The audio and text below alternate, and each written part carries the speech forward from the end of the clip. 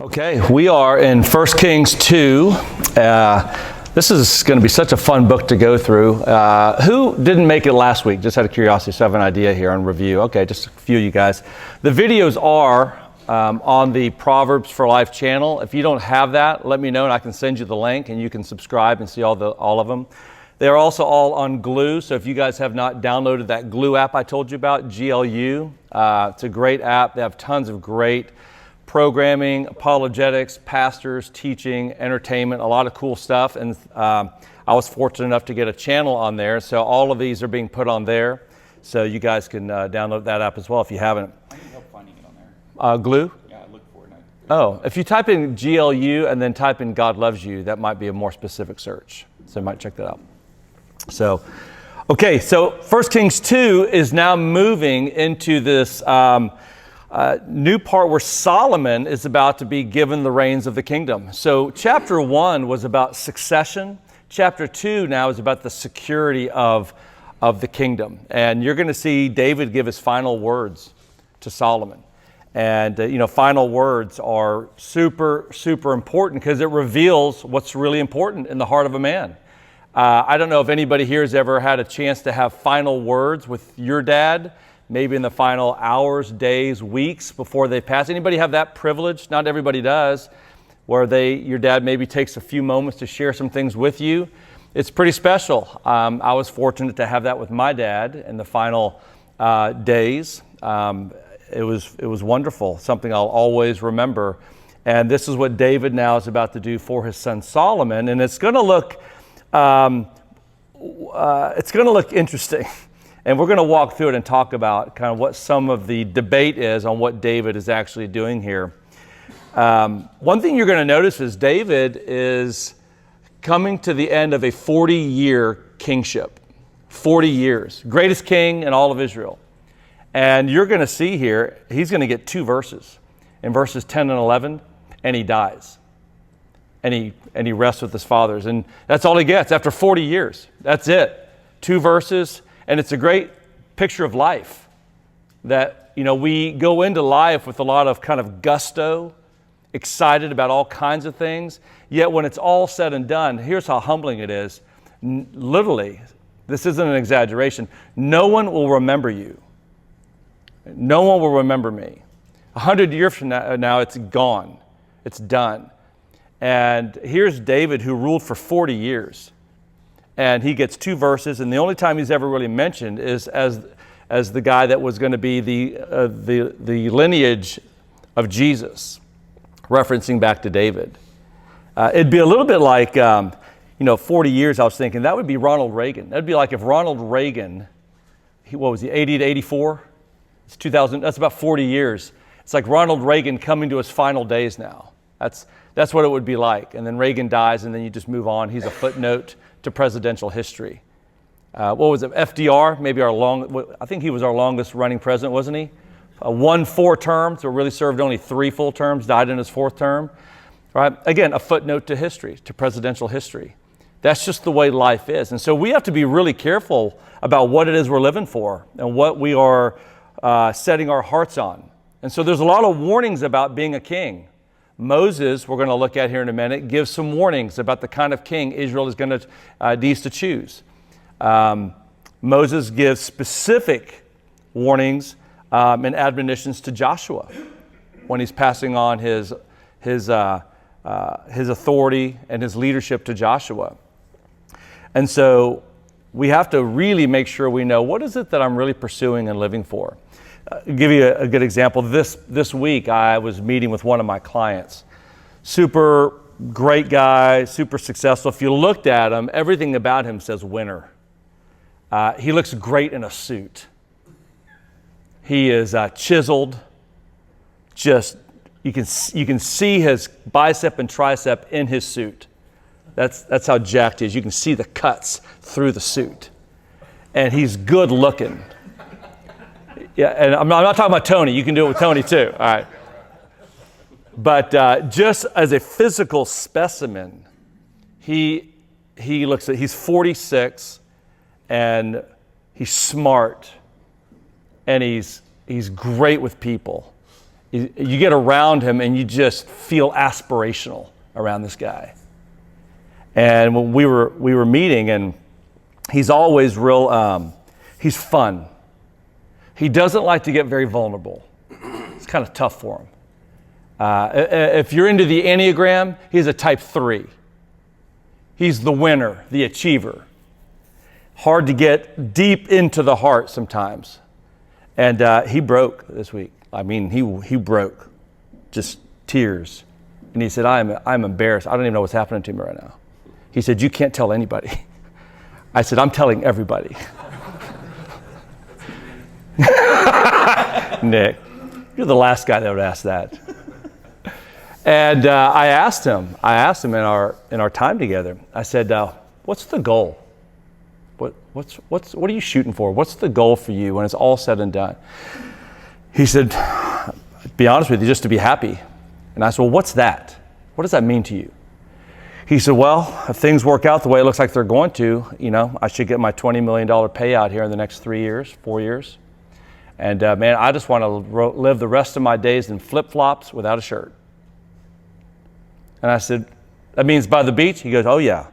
I want to have my boat, my flip-flops. I want to wear no shirt most days. And I just want to be on my boat. If I can talk my wife into it, he said. And that's how I want to finish my days. I said, really? That's it? He said, what question did he ask? What else is there? Flip-flops, no shirt, and a boat. That sounds pretty good, doesn't it, Tony? For about 7 days. Yeah. And I said, it's interesting. I said, your happiness, your goal, everything you described, because he shared a few other things, says everything you described has one thing in common. I said, everything you described is from the outside in. That your happiness and satisfaction in life is dependent on what things look like on the outside. And then your inside becomes okay. And I said, that's exactly the opposite. That's backwards. And I said, until you figure out what it looks like to be happy and satisfied and content on the inside, your outside will always be at risk. Because if I don't have that, then my happiness may be in jeopardy. And I'm telling you, that's all I said. And all of a sudden in that moment, there was this break. You saw it. And something hit him in that moment. And it just ended up becoming this really wonderful next about 40 minutes of just kind of walking through and talking through life. See? And we will all be a footnote at some point in time. And so it really matters what we set our hearts on. That is what the Bible talks about. Be careful what you set your heart on. Don't let it be divided. So in chapter 1, what happens? You've got the son of David make a play for the throne. What was his name? Adonijah. Adonijah was the next son in line. Right? In his mind, what's he thinking, Britt? Daddy's on his bed. He's got days ahead and he's gone. I may as well start planning ahead. It's for the best. I need to go ahead and be proactive. I read 7 Habits of Highly Effective People. It's time to be proactive. So let me go ahead and get my administration together. Let me get my high priest. Let me get my commander-in-chief, Joab, a.k.a. the Terminator. And let me get my people together so that when Dad breathes his last, the kingdom doesn't skip a beat. See, I'm doing the kingdom a favor.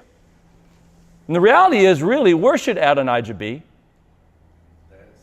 He should be at his dad's side. Instead, you know what he's doing? His dad is literally, at any moment, David is on his final breaths. Adonijah is down the hill having a big old party, celebrating his coronation, celebrating his usurpation of power, and he's not by his dad's side. See? It's because Adonijah had an ambitious heart, so much so that he set his heart on power, and he set his heart on wealth. That's what he wanted. He wanted all that his father worked for. All that his father had, he now wants bequeathed to him. So I know that doesn't happen today, but back then, kids couldn't wait for their dad to die to get all his stuff. See, that was Adonijah. And he couldn't wait for that day to happen. And David finds out, remember? Nathan hears what the plan. He hears the party. He hears the celebration. He goes to Bathsheba, tells Bathsheba, go to David. He'll listen to you. You go in first. I'll come in after you, right? With 2 witnesses, maybe he'll do something, because David is a passive man. He never, ever challenges his kids. And so Bathsheba goes in there. Nathan comes in here. Have you heard what's happened? Did you give the kingdom to Adonijah? Because he's proclaiming himself as king. You said Solomon would be the one that gets the throne. And then David, in that moment, does exactly what he's supposed to do. He coronates Solomon, makes him king. And so now we get to chapter 2 and verse 1. Look what it says. As the time approached for David to die, he ordered his son Solomon. So here he is now. Solomon is coming to David by his bedside. These will be David's final words. Now, I want you to notice a couple things real quick. Look at Joshua. Go to your left. Go to Joshua chapter 1. I just want you to kind of see where you see these similar words. Joshua chapter 1. These are Moses' words to Joshua in the transition of power. Okay, chapter 1, verses 6 to 9. Look what Moses says. He says, Joshua, be strong and courageous, for you will distribute the land I swore to their ancestors to give them as an inheritance. Verse 7, above all, be strong and very courageous to observe carefully the whole instruction my servant Moses commanded you. Do not turn from it to the right or the left, so that you will have success wherever you go. This book of instruction must not depart from your mouth. You are to meditate on it day and night, so that you may carefully observe everything written in it. For then you will prosper and succeed in whatever you do. Haven't I commanded you, be strong and courageous? Do not be afraid or discouraged, for the Lord your God is with you wherever you go. What was the command to Joshua? Above all things, Joshua, what?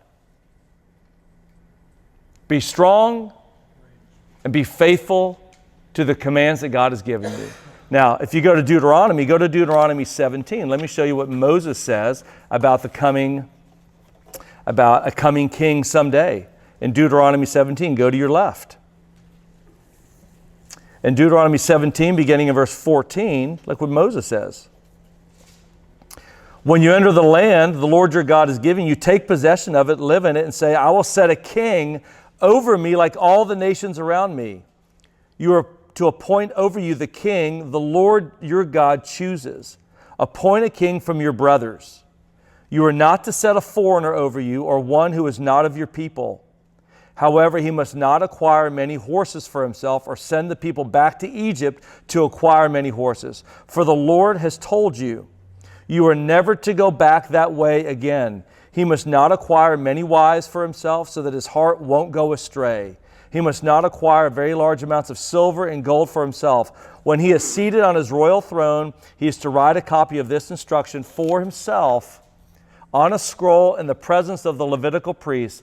It is to remain with him, and he is to read from it all the days of his life, so that he may learn to fear the Lord his God.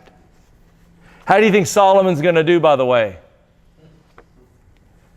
This guy's going to have more horses than you can imagine. He's going to have 700 wives, 300 concubines. He's going to break every rule that was commanded. In fact, what you're going to find is, if you go to Ecclesiastes, at the very end of Ecclesiastes, chapter 12, okay, you don't have to flip there if you don't want. I'll just read it. It's one verse. Listen to what Solomon says. Ecclesiastes is Solomon's reflections on a very full life that he lived. He pursued everything this world offers. And at the end of his life, in chapter 12, verse 13, he says, when all has been heard, the conclusion of the matter is this: fear God, keep his commands, because this is for all humanity.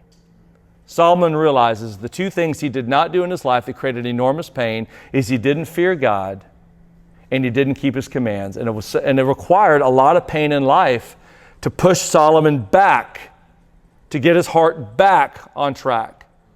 Can you guys relate to this? That it takes a lot of times a life of experience and struggle and testing and doubt. Not for everybody. There are some people that have just, when a left needed to be taken, they took a left. When a right needed to be taken, they took a right. And I don't mean for legalistic reasons. I mean they just walked faithfully with God. And for the rest of us mortals, sometimes we take lefts when we're supposed to take rights, and you learn the lessons the hard way. It's always how I was as a kid. Don't stick your finger in that socket. Why? Just don't. I found out why. It's just how I was. I had to learn the hard way, learn by experience. Solomon is no different. Solomon had to learn the hard way. Solomon probably told himself, I have the ability to manage the opulence, the success, the wealth, the political alliances with all these wives and women in my kingdom. He probably told himself, he made himself believe he had the capacity to manage it all until he's in it. It's a little bit like I remember when I got in a fraternity in college. I remember I, at that point, was about 2 years in the Lord. Man, I was on fire. And I thought, I'm converting this whole fraternity. So excited. Going to change the name and add a cross in that thing. And I went in there, and I remember started going to their parties and just ready to make my impact. And within 3 weeks, I was all in. I was one of the guys doing everything the guys are doing. You know, just my heart got divided. Right? I was alone in this environment. I had nobody arm in arm, lock in arms to help us be strong together. I think that's what happened to Solomon. So he calls Solomon to his side. Here are his words. He says to his son, as for me, I'm going the way of all the earth. In other words, what? Dust to dust. From dust we came, from dust we shall return. Every one of us, at some point, are going to return to the dust. It's just the way of the earth. And he says, be strong and be a man. That phrase is a colloquial term. Be a man. What does that mean today, by the way? When you hear the phrase, well, I'm not sure what it means today. Typically, what does be a man typically mean to people? Hey, be a man. Nick, what do we mean by that typically? Wipe your tears. Rub some dirt in it. Let's go. Right? Grind on, rise and grind. Right? That's a man. Put your hours in, put your time in. Go get some conquests. Go climb that hill, climb that mountain. Let the world see who you are. See? That's kind of how we see it. That's not the colloquial understanding here of this term in the Bible. The idea of be a man is to fulfill the duties that God has called you to be. That is what it means to be a man. Be strong. Do you have to be strong to do that, by the way? To fulfill what God has called us to do, to be in this place, in this world? You have to be strong. You have to have a heart of strength. That's, by the way, the word courage. I think I've told you guys this. It comes from the Latin root word cor, C-O-R. Cor in Latin means heart. So courage is the strength of heart to do what's difficult when what's easy is available. That's what it is. It takes courage to apologize when everything in you doesn't want to apologize. Y'all ever been right there and you knew you needed to apologize, but everything in you said, I don't want to? You ever been in that situation, or is that just me? She was wrong anyway. She was wrong anyway, John Ball. It's on tape. Look, it takes strength of heart. It takes strength of heart to take care of ourselves. It takes strength of heart to spend time with God, doesn't it? It's so easy to just let it go and not do that and not discipline our hearts. See, it takes courage. This is what courage is. It's a strength of heart. That's why whenever we talk about encouragement is to strengthen another person's heart. That's why we want to do this together. That's why we want to encourage each other. This is why, by the way, leaving here and going to breakfast together is encouraging. It's brothers around the table talking and encouraging each other, strengthening each other's heart. When you're discouraged, your heart grows weak. It's a weak heart. And so here he says to Solomon, be strong and be a man. Be what God has called you to be in this moment, because you're about to be king. By the way, David is probably 70 at this point. Solomon is probably 17 or 18 at this point, which means David was probably about 52 or 53 when he had Solomon as a kid. Bathsheba is probably in her late 20s, early 30s whenever she had whenever she had Solomon. All right? So David now is looking at his son. David has seen all the threats to the kingdom that are coming. He sees the players that are still making a play for the king. And he's looking at his young son, Solomon. And he realizes, I've got to give him some final words, or my son Solomon is going to he could be deceived, he could be tricked, he could be killed. So the first thing he says to him is, Solomon, you're going to have to be strong for this position. There's going to be some people that are going to want you dead. There's going to be some people that are going to try to have an alliance with you. You can't trust them. So be strong. And he says, verse 3, and keep your obligation to the Lord your God, to walk in his ways, to keep his statutes, his commands, his ordinances, and his decrees. This is written in the law of Moses, so that, here's the purpose, what is the result of that? So you will have success in everything you do and wherever you turn. And so that the Lord will fulfill his promise that he has made to me. Here was the promise, David. If your sons take care to walk faithfully before me with all their heart and with all their soul, you will never fail to have a man on the throne of Israel. Hey, make a point here, by the way. A lot of times people make the Old Testament all about rules, regulations, and laws. It's not. God does not simply desire sacrifice and obedience, right? What does he want? He wants the hearts of his people. And here he says, God wants all of their heart, not just their obedience. God doesn't care about obedience apart from the heart. He wanted Solomon's heart. He wanted David's heart. He wants my heart. He wants your heart. He doesn't just want good little boys and good little girls out there just trying to be nice. He hasn't called us to be nicer people. He's called us to be different people. What was it C.S. Lewis called it? Is that God did not create us simply to be better and faster and stronger horses. He called us to be winged horses, something completely different than everything else. We are a new creation. We're something completely new, that we have a heart that has been transformed and renewed. It's a different kind of heart that we have. So I'm not just trying to be nicer than the pagan next door. Sorry, Tony. It's my next door neighbor. But you have a neighbor on the other side. I do have a neighbor on the other side. And he's a good guy too.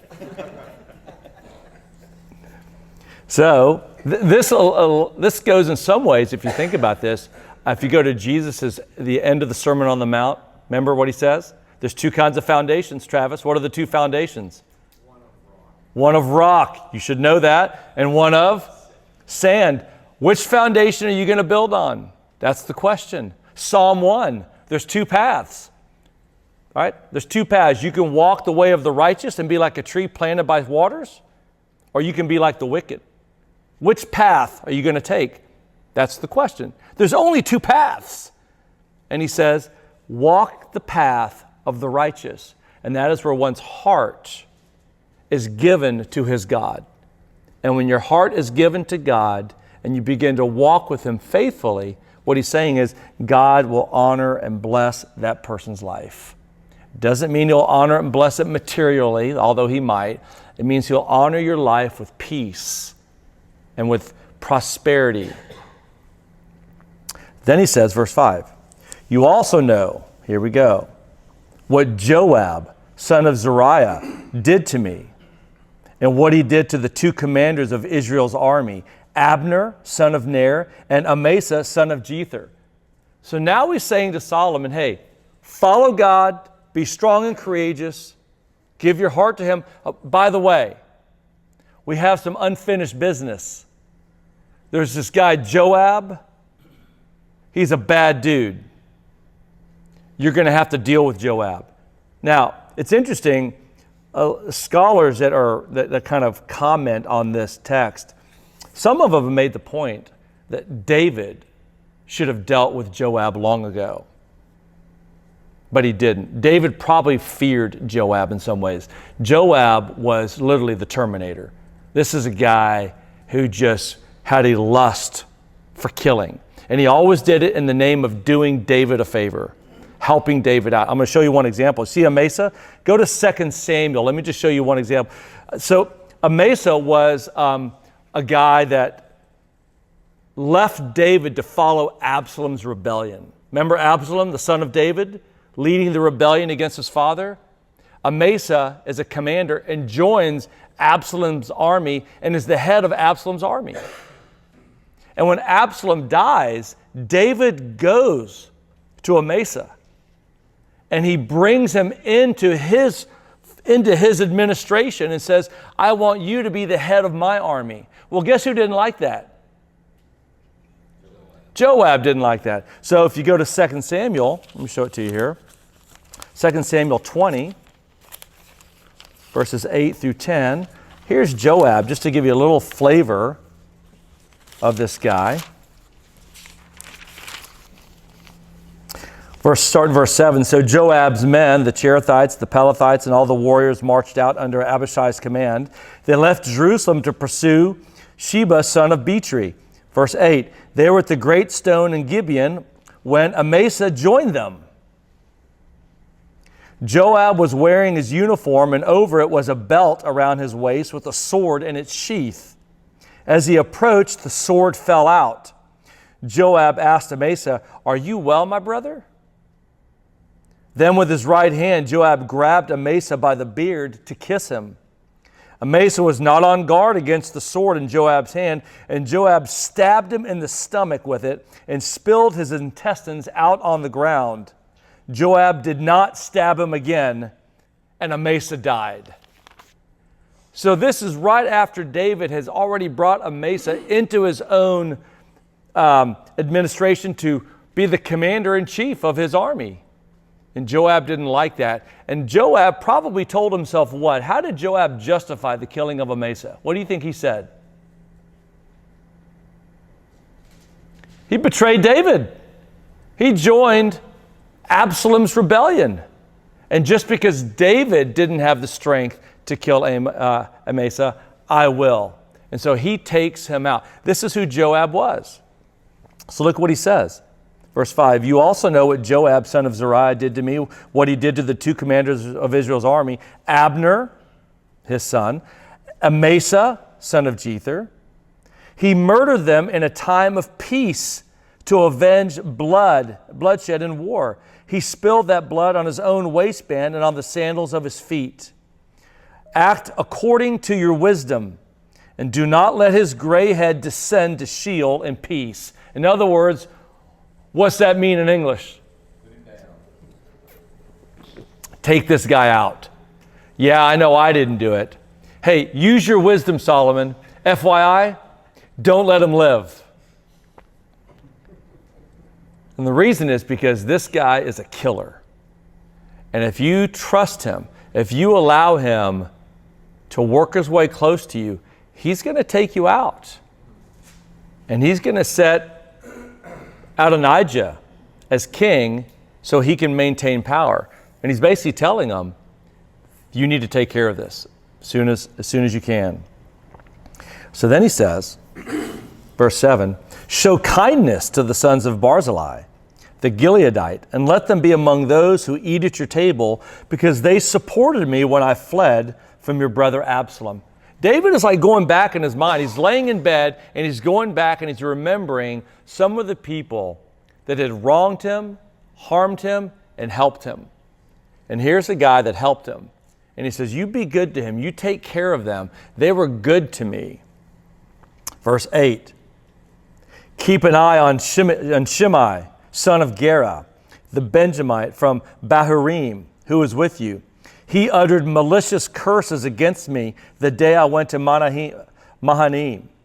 But he came down to meet me at the Jordan River, and I swore to him by the Lord, I will never kill you with the sword. Let me show you this guy. Go to 2 Samuel 16. Just want you to see who this guy is. 2 Samuel 16 to your left. Look at this guy. Beginning in verse 5. When King David got to Bahurim, a man belonging to the family of the house of Saul was just coming out. His name is Shimei, son of Gera, and he was yelling curses as he approached. He threw stones at David and at the royal servants, the people and the warriors on David's right and left. Shimei said as he cursed, get out, you man of bloodshed, you wicked man. The Lord has paid you back for all the blood of the house of Saul, in whose place you became king. And the Lord has handed the kingdom over to your son Absalom. Look, you are in terrible trouble because you're a man of bloodshed. This is him. He has joined Absalom in his rebellion. He's throwing rocks at David, and he keeps it up. As they're all walking, he's continuing to mock them and throw stones at them. Look what David says. Keep an eye on him. The Benjamite from Bahurim, who is with you, he uttered malicious curses against me the day I went to Mahanaim. But he came down to meet me at the Jordan River, and I swore to him by the Lord, I will never kill you with the sword. He promised him, I'm not going to kill you. Verse 9, so don't let him go unpunished, for you are a wise man. You know how to deal with him to bring his gray head down to Sheol with blood. In other words, what's David saying? I promised what? I promised him I wouldn't kill him, but you didn't promise him that. So, Solomon, be wise. This is a guy whose heart has already shown to be a betraying heart, and he'll do it again. So, don't let him live. Now, Nick made a point last week, which was a very important point. We have to be careful sometimes when you're reading the Bible that you realize that sometimes what the Bible describes is not what the Bible prescribes. It's a very important point. So you see fallen men here. David is still a fallen man. David is so imperfect, yet truly has a heart for God, a passion and a love for God, such that God sees it and honors David because of that. But he's a fallen man who we could do a whole study on the imperfections of David, just as we could do a study on the imperfections of me and you. And all the way to his final days, it's not suddenly like David reached this majestic point of holiness on his deathbed. David still has these unresolved issues, and he's now pushing them onto his son. And he's telling his son, go kill these guys. Now, you could say, and many do, you could say David is simply protecting Solomon because David is a wise man who knows what's coming. And he's letting Solomon know as a 17-year-old kid, you don't see things the way you need to see them yet. Let me help you out. Nick, you got a thought on that? I was just going to ask if you think that David thinks he's doing the Lord's work when he's telling Solomon that, saying, be courageous, be faithful to the Lord, but also show no mercy to anyone. Right, yeah. You know, there's a real interesting tension here, Nick, that you see, which is one, David knows that God is the one who made the promise of the throne, of his throne, and that the seat of his throne will last forever. David knows that God will not ever let the throne of Israel pass away. Ultimately, it will be fulfilled in Christ. But he knew what the promise was. That said, should David had to have worry about God not being capable of protecting the throne? No, David shouldn't worry about that at all. He should know, this is my God. He can do it. At the same time, you have this human part of it that David sees. Yes, God is holy, God is providential, God is sovereign, but God also uses the actions of humans. And David sees his job as trying to, in some sense, protect Solomon and the kingdom by pointing out who Solomon needs to be aware of. There were probably things that Solomon didn't know, and David is just giving him a quick update, right? Giving him the brief before he passes on to say, be aware of these guys. The problem is that David's saying basically, go kill these guys. All right? So I don't know the answer to that. I know that for years and years, I did have such a high view of David, almost a mythological view, that I wanted to believe that basically there was always a good reason for what David did except for one scene. But other than that, David was just, and it's not true. David is a man like all of us. And David has in his own heart some things he's harboring. Now, does he love his son Solomon? Yes. Does he love God? Yes. Does he desire to protect the kingdom? I think he does. And I think he's trying to help Solomon know who to keep your eye out for.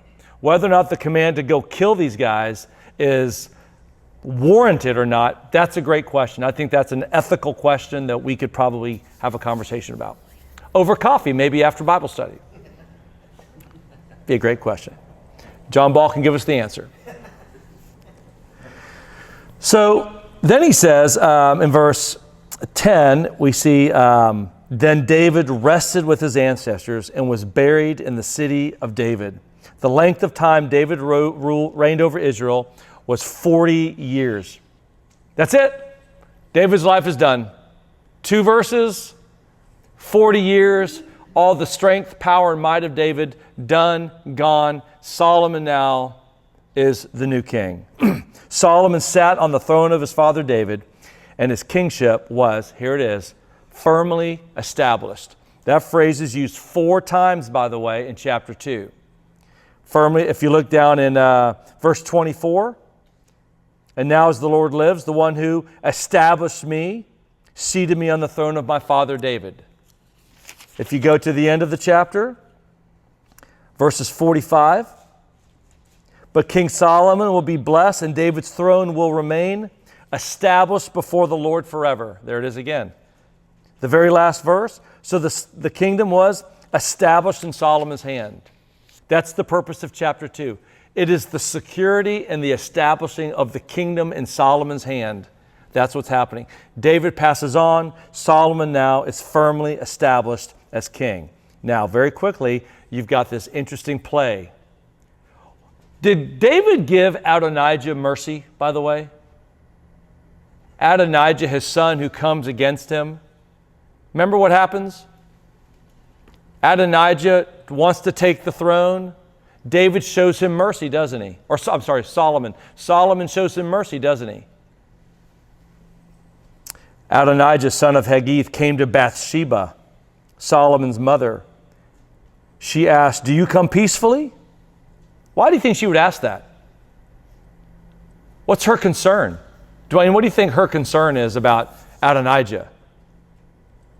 He's going to try to take over the kingdom. Yeah, he just tried to take David's throne. And now he shows up and he comes to Bathsheba. She's probably a little bit uncertain, a little startled maybe. Her first words are, do you come peacefully? Peacefully, he replied. And then he asked, may I talk with you? Go ahead, she answered. You know the kingship was mine. What's wrong with that statement? It's wrong. Other than it's completely wrong, and it completely rejects the very promises of God that he gave to David, that it would be given to Solomon, and it completely challenges the very words of David, that he would give the throne to Solomon. He knew that. But look, it's like he still can't give up the narrative. Can that happen sometimes? You can't give up the narrative? Just out of curiosity. You know the kingship was mine, he said. All Israel expected me to be king. But then the kingship was turned over to my brother. For the Lord gave it to him. I'm sure it was really hard for him to say that. So now I've just one request of you. Don't turn me down. She said to him, go on. He replied, please speak to King Solomon, since he won't turn you down. let him give me Abishag, the Shunammite, as a wife. Who was Abishag? Remember chapter 1? That was Miss Israel, who gets to come up and snuggle up with David to keep his body warm. She apparently was the finest thing in Israel. And he's looking at her and he's going, that'd be nice to have. Goes to Bathsheba, would you go ask Solomon to give me Abishag for a wife? Very well, Bathsheba replied. This is interesting. A lot of debate on this. Bathsheba was a cunning woman. She's not this little mousy woman. She was smart. She was cunning. The question is, what's in Bathsheba's head? Does she think, I know how this is going to turn out, and it's not going to turn out good for Adonijah? I'd be happy to go make that request for you. Or is she naive and thinks, well, that's a nice request. Sure, I'll go ask if the one who tried to steal the throne can have the nursemaid of David that really is under Solomon's control. I'll see if Solomon will also give you her. See, what do you think? You think Bathsheba knew how Solomon would reply? Very well, Bathsheba replied. I don't think she thinks very highly of Adonijah. I will speak to the king for you. So Bathsheba went to King Solomon to speak to him about Adonijah. The king stood up to greet her, bowed to her, sat down on his throne, and had a throne placed for the king's mother. So she sat down at his right hand. Then she said, I have just one small request of you. Don't turn me down. Go ahead and ask, mother, the king replied, for I won't turn you down. In other words, I trust you so much, I can't possibly imagine you asking me to do anything that I would never do. So she said, let Abishag, the Shunammite, be given to your brother Adonijah as a wife. Now, some people made the point that what Bathsheba is doing, here's the other side of the coin. Not that she was just cunning and she knew that Solomon would say no, and he's going to be not just no, but heck no, and he's going to have him killed. But that she's thinking, what a great way to reunite the kingdom. That's what David would have wanted. What a great way to bring peace back to the kingdom. One or the other. John Ball will tell us the answer at breakfast. Verse 22. King Solomon answered his mother, why are you requesting Abishag, the Shunammite, for Adonijah? Since he is my elder brother, you might as well ask the kingship for him, for the priest Abiathar, and for Joab, son of Zeruiah. What's he saying? You may as well just say, hey, would you just give your throne to him? And hey, let's bring Joab in. And let's bring that lousy high priest Abiathar, the traitor. Let's just give it all to him. Is that what you're asking?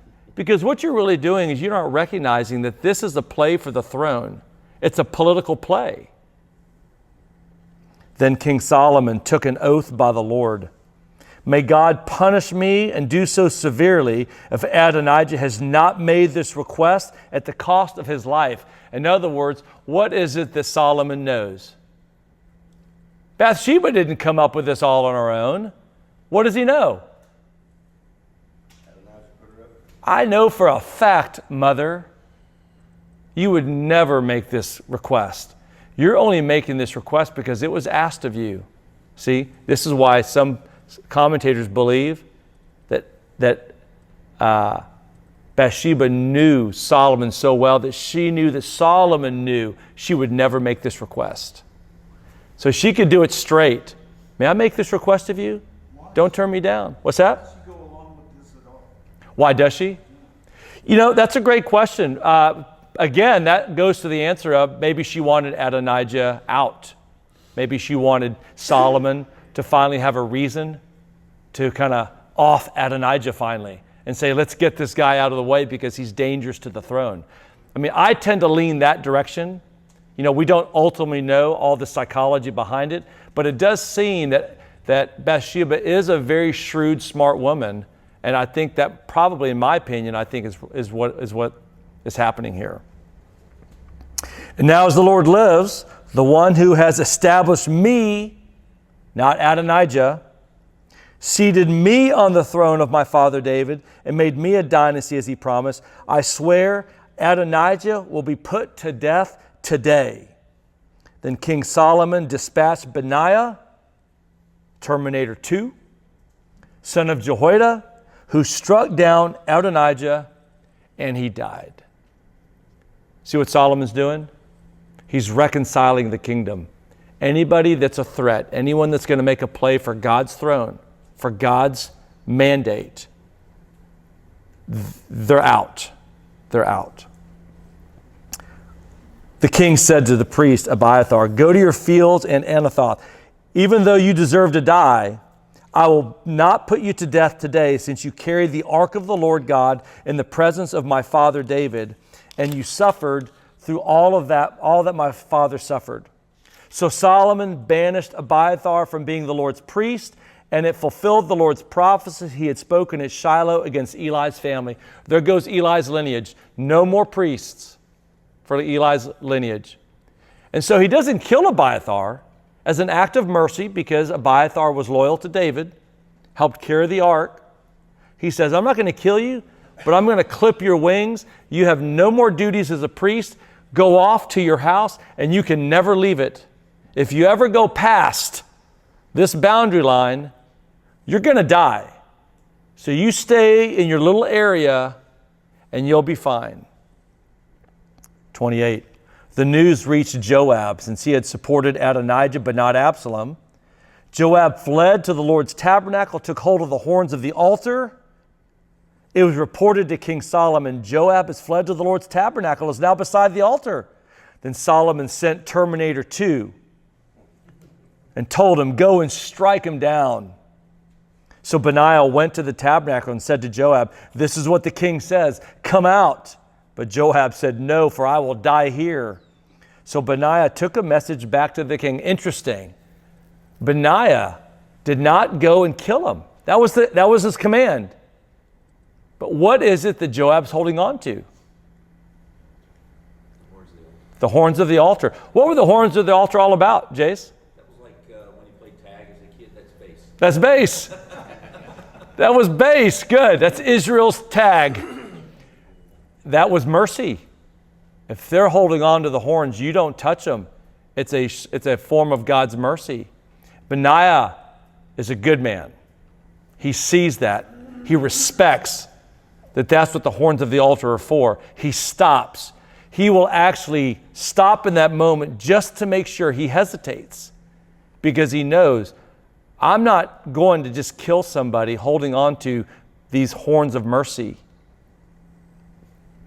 Benaiah took the message back to the king. This is what Joab said, and this is how he answered me.